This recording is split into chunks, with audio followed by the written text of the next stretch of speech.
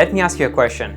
What are you doing with the extra time you have during quarantine? Are you upskilling and being prepared to face what's going to come in the employment market? The old world order is kinda over as we know it, and you must be prepared. The UK has already announced a recession, and many other countries might follow as well. The grass is not greener on the other side. But on the plus side, working from home has eliminated the 1-2 hours of commute time it took to get to work. If you are saving that much time every single day over the next 6 months, that would be about 240 hours. That's enough to get mastery in any skill of your choice, including my favorite, speaking skills. Many people ask me, Danish, why are speaking skills so important? Well, in this video, I'm going to be talking about just that and giving you a head start.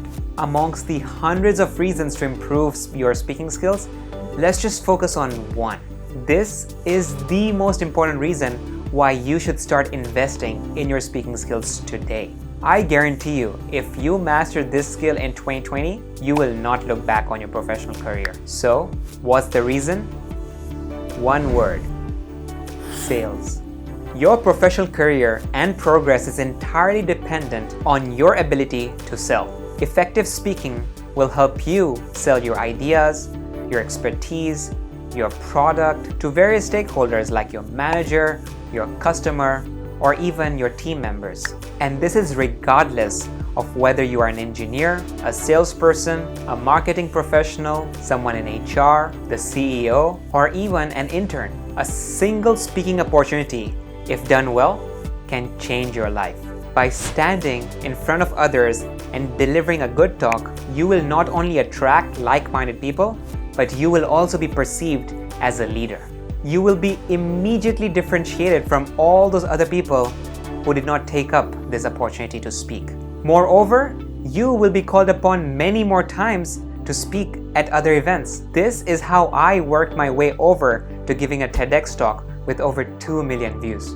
But many of us are scared to improve our speaking skills because we get frightened when speaking in front of others. So much so that even team managers and leaders don't openly talk about speaking skills or give feedback on that, and let alone invest actively in improving this crucial skill. Understanding how to communicate effectively with someone else can help you generate more sales both for yourself and for your company. Now, how do you conquer this fear of public speaking and become a good speaker? In the next section of this video, I'm going to give you a head start, a structure to follow. For this, we're going to take the example of an elevator pitch. A 30-second, concise elevator pitch is an excellent way to think about how you present yourself in a professional setting. So without further ado, let's get into it. The first aspect of your elevator pitch is who you are. Let's put that here. In my case, I'm Danish, CEO and co-founder of Orai. Have an opening for yourself. The second thing is your background. This will depend on your context. One example could be, I'm Danish, I studied mechanical engineering from Drexel University in Philadelphia. If you're further ahead in your career or in your company, you could even talk about your current position, your past positions, and maybe what you do at work. So, hi, I'm Danish, CEO of Orai. I'm responsible for building a great team and delighting our customers and users every single day. The third thing you should do is give some context, maybe about your company, or dive deeper into your roles and responsibilities. So number 3, context. If you're working for an established company, let's say Microsoft, many people will know a little bit about it. But if it is a startup like Orai, maybe not a lot of people know about it, so you can dive a little bit deeper. For example, I would say Orai is a speech coach in your pocket that helps you master your speaking skills with private practice and personalized lessons. The fourth thing you should add is connecting with your audience or with the person you're trying to talk to. So number 4, connect. What are some ways to connect with someone?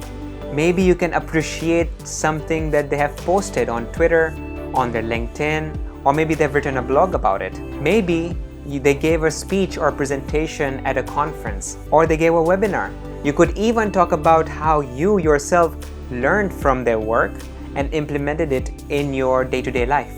This is very important because it makes them feel good. You want to connect with them, and before you take, give them something. Make them feel appreciated. Let's take, for example, you want to connect with a VP, a Vice President of Marketing at a company like HubSpot. You are in the marketing role in your own company and you want to learn from them. So you might connect with them by saying, I recently came across your article on how to distribute content effectively, and I found it really insightful. And that's it. Number 5, call to action. This is really important. Call to action or your ask. So far, so good.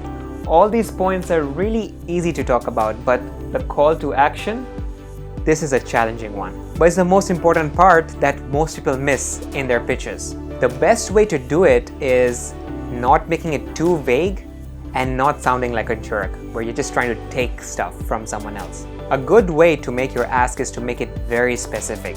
Avoid asking generic questions. For example, if you're an entrepreneur, a founder looking for funding, maybe you can say, I am looking for warm intros to investors who invest in the future of workspace. If you're looking for a job, you could say, I have enjoyed learning more about your team and your culture, and I am interested in exploring ways we can work together. Suppose you want someone to become your mentor, then go ahead and ask, I would like you to become my mentor. Or are you open to mentoring people?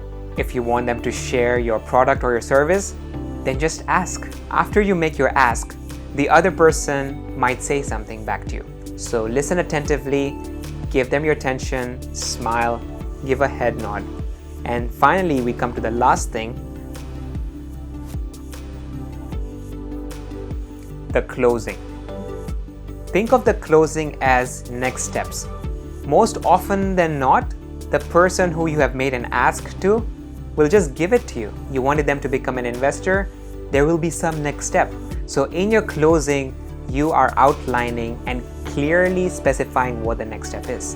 One example of a closing could be, I appreciate it. I'll send you a calendar invite right after this. Looking forward to our conversation. Thank you. Be genuine here. Say it like you really mean it. I encourage you to take a piece of paper and follow these steps and come up with your own elevator pitch. And after you've prepared your script, it's time to practice. A script without preparation or practice is like a movie script that hasn't gone into production yet. And for my practice, I'm going to open the Orai app so I can actually get feedback on my practice. Here we go. Hi, I'm Danish, CEO and co-founder of Orai. I'm responsible for building a great team and making sure we delight our customers and users every single day. Orai is a speech coach in your pocket that helps you become a great speaker by giving you guided lessons and a private space to practice. I recently came across your blog post on effective communication in remote team meetings, and I found it really useful. I even implemented it into my team meetings. As an expert in this space, I wanted to reach out to you to get some feedback on the public speaking app I'm working on. Would you be open to a quick 5-minute call early next week? I appreciate it. I'll send you a calendar invite right after this, and I'm looking forward to our conversation. Thank you. And that's it. I hit stop. I give my speech a title. Let's say practice number 1. And within 5 seconds, Orai gives me my feedback. Here's what Orai had to say about my pitch. So I got an overall score of 76%. My energy was good. I sounded confident. I didn't have any filler words, and I need to vary my pace a little bit more. And that's it. If you found this video useful, then subscribe to our YouTube channel where we talk about everything to do with communication and public speaking. Give us a like and leave comments below to let us know what type of content you would like to learn more about.